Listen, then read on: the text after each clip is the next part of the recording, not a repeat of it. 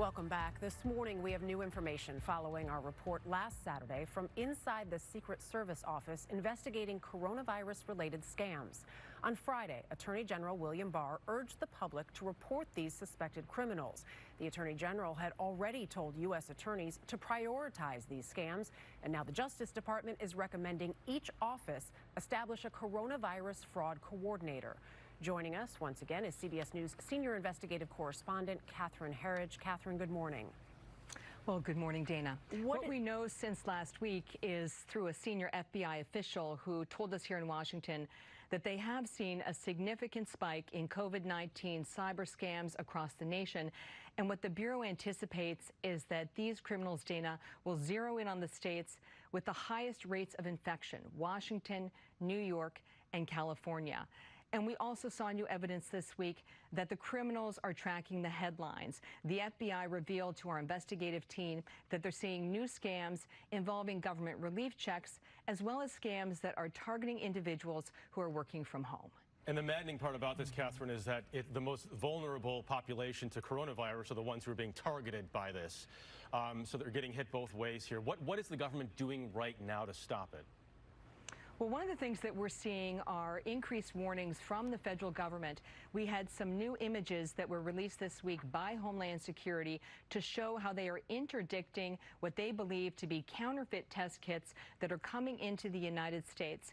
These test kits were intercepted at LAX, Los Angeles International Airport, and then they were handed over to the FDA, the Food and Drug Administration, for review. And then late last night, Jeff, the FDA put out what amounts to a national alert telling people that they are seeing these unauthorized test kits, and they want the bottom line to be for folks at home that they haven't cleared anything. So no green light from the FDA for anyone to sell these kits to folks to use for testing at home. Catherine, do we have any idea of how successful the scammers have been so far? Well, we couldn't get a dollar figure, Dana, from the FBI or the Secret Service about the extent of the scams, but I can tell you from 2 decades of reporting in this national security space that when you have the Attorney General of the United States coming out publicly and urging folks at home to report these scams, and then mandating that U.S. attorneys make it the highest priority to prosecute these crimes, and then you have, through our reporting here at CBS News, the Secret Service and the FBI so forward-leaning, that tells me that we have a significant amount of scam activity inside the United States that's really hijacked this theme of COVID-19. Catherine, what should people be doing right now to help protect themselves? Well, Jeff, it can be really overwhelming for folks, but I think there are a number of things that you can do that are pretty simple. Number one, if you get something that is unsolicited, whether it's a text message or an email or a phone call with a COVID-19 theme, that is an automatic red flag. Number two, if you get these messages and there's a sense of urgency, sort of a demand to act immediately and to provide money up front, either a deposit or a full payment, that's another red flag.